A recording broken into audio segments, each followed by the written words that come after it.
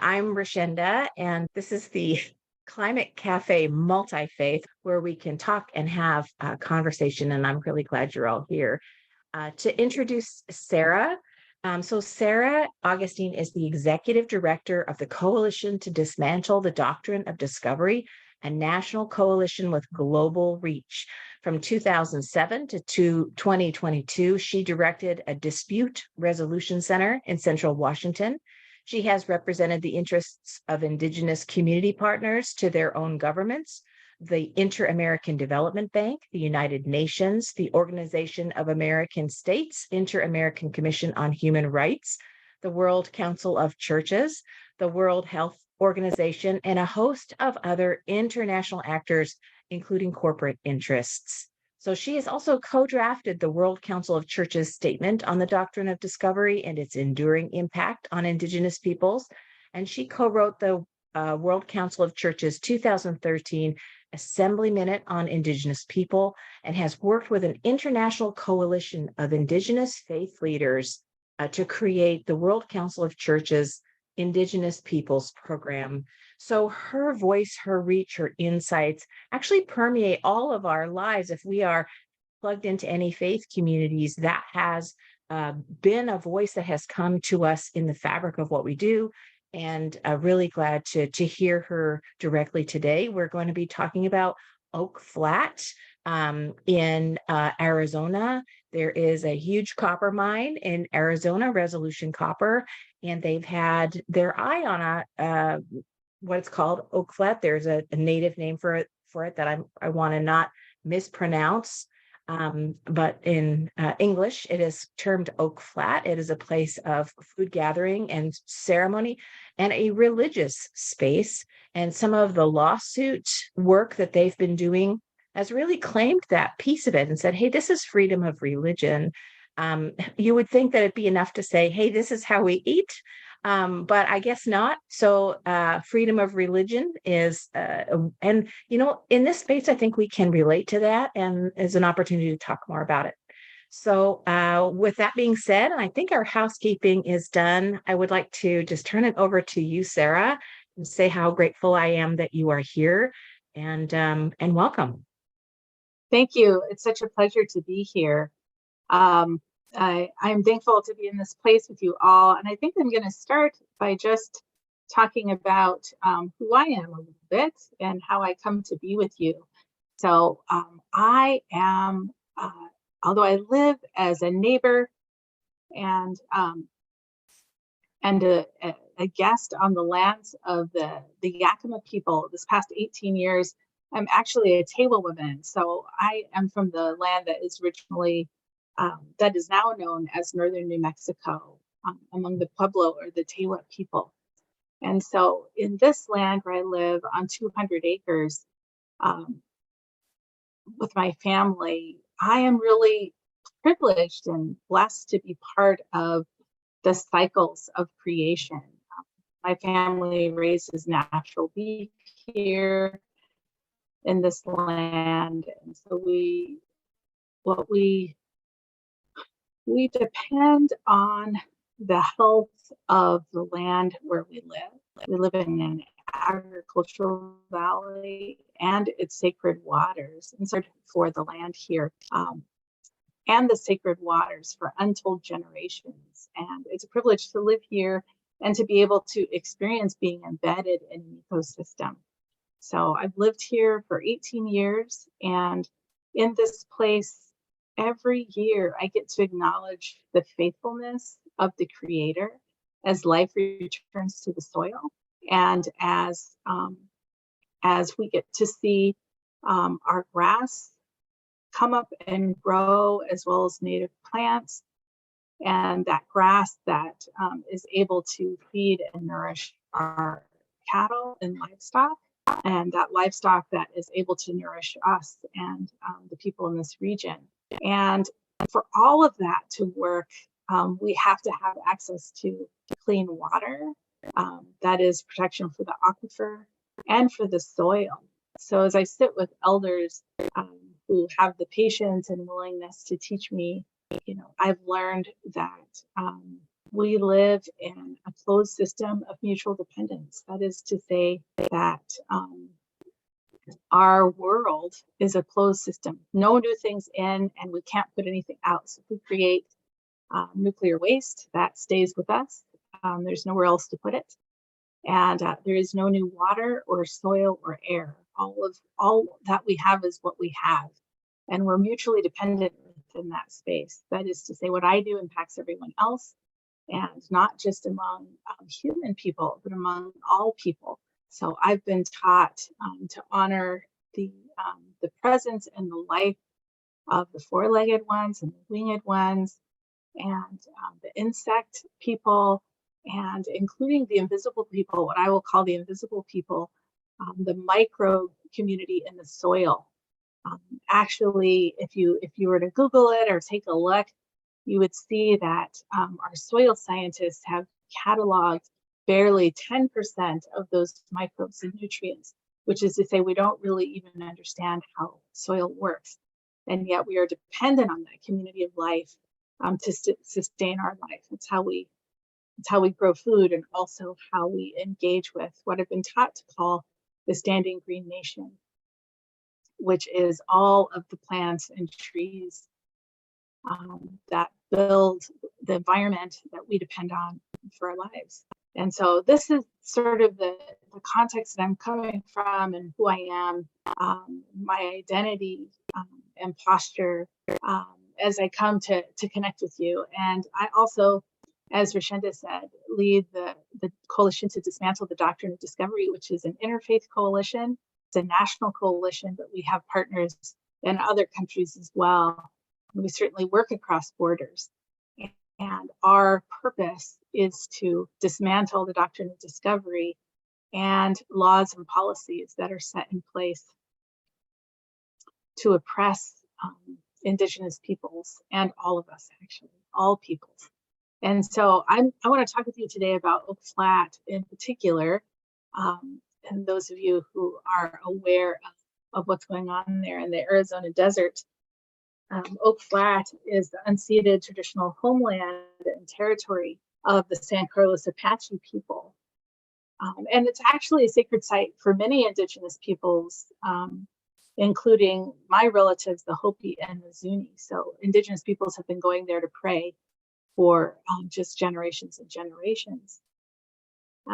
It's a sacred place of worship. And while the Apache were removed to a reservation, along with hundreds of other Native American tribes, they continue to care for it and worship there, even though it was designated as a national forest in the 1950s.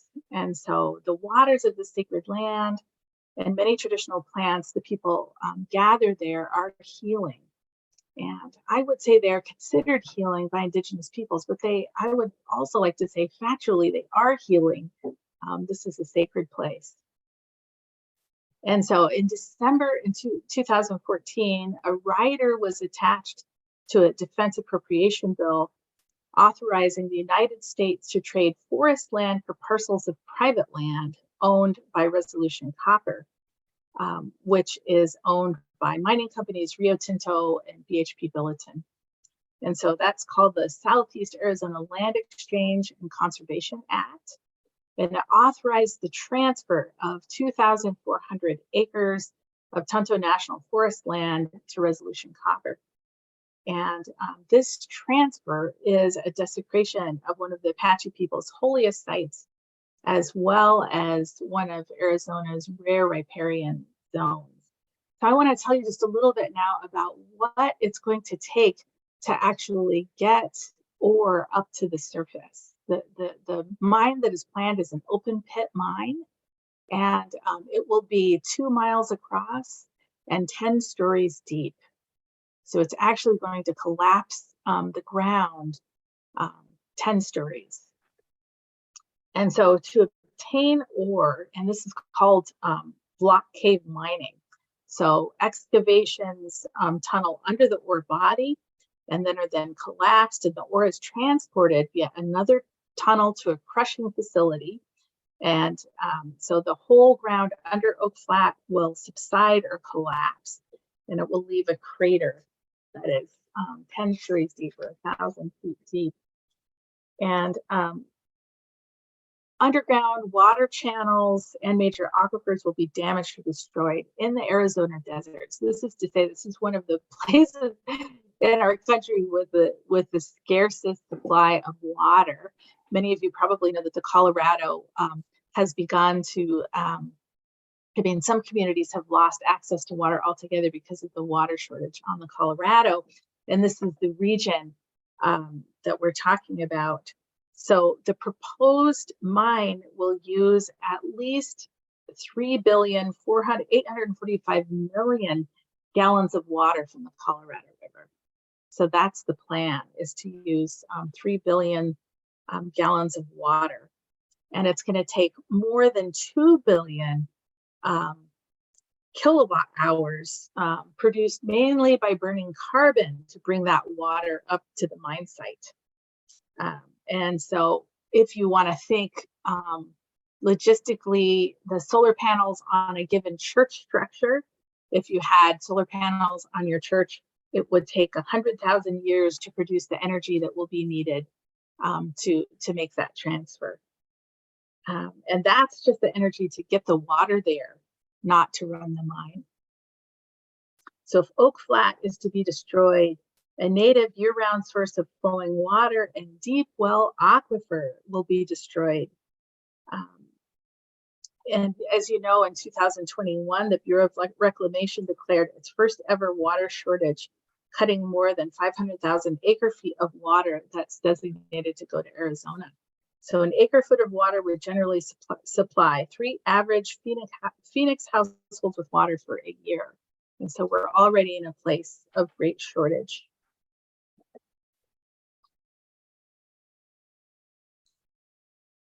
So now I want to talk a little bit about the Stronghold Apache. So the Stronghold Apache is a 501c3.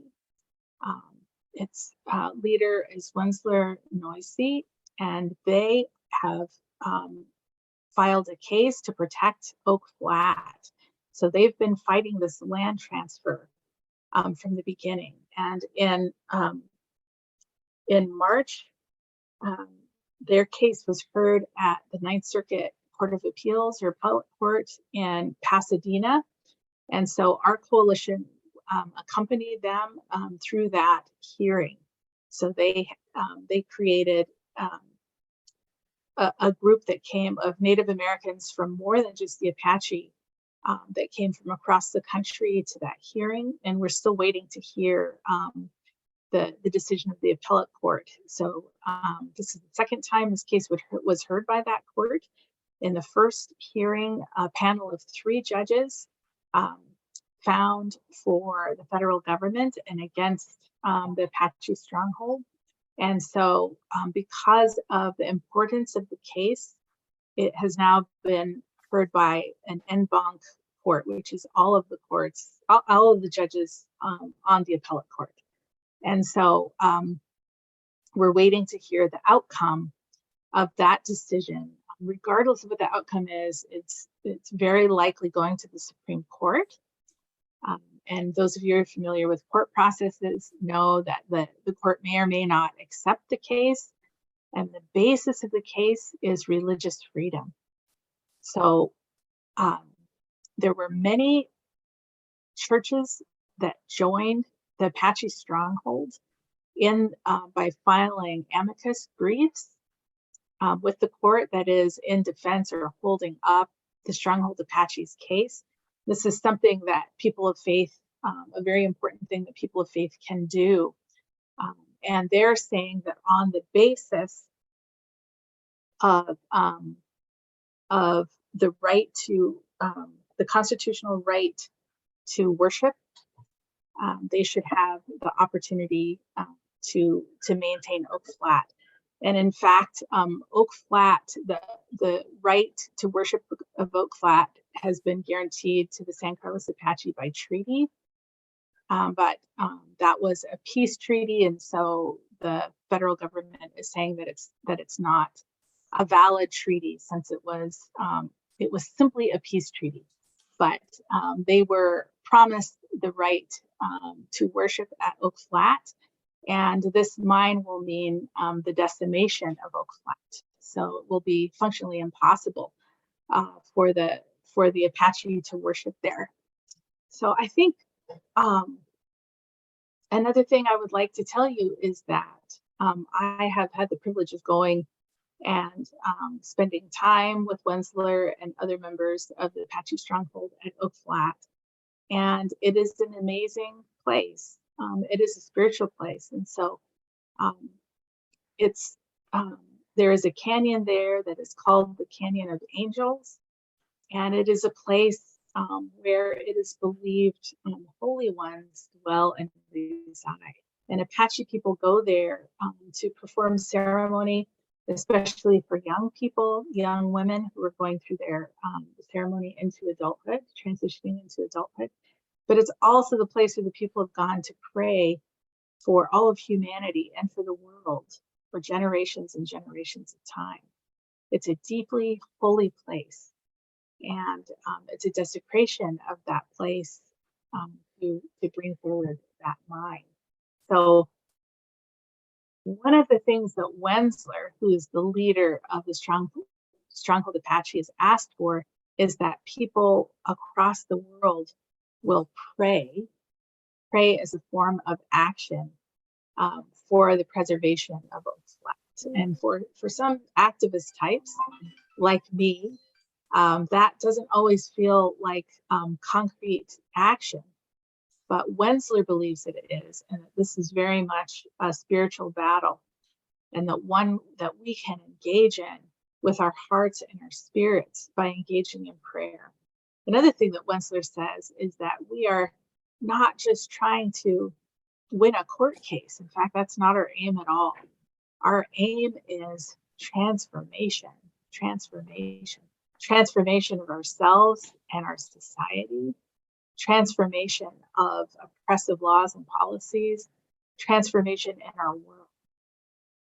By choosing to stand together with Oak Flat, with and for and among creation and the processes of life. It's often sort of, when I talk to activists in the United States and around the world, there is sort of a feeling of exhaustion and a belief that the systems of death, or those systems that are based on extractive logic, that are not based in grounded in reality, are so big and so strong that it can feel discouraging to counter those. But to that, I would say to you that there's only one outcome that's possible, and that outcome is life. There is no other outcome that's possible. And so when we are embedded in our own lifetime, in our own context, in our own perspective, it feels like that it's an impossible task.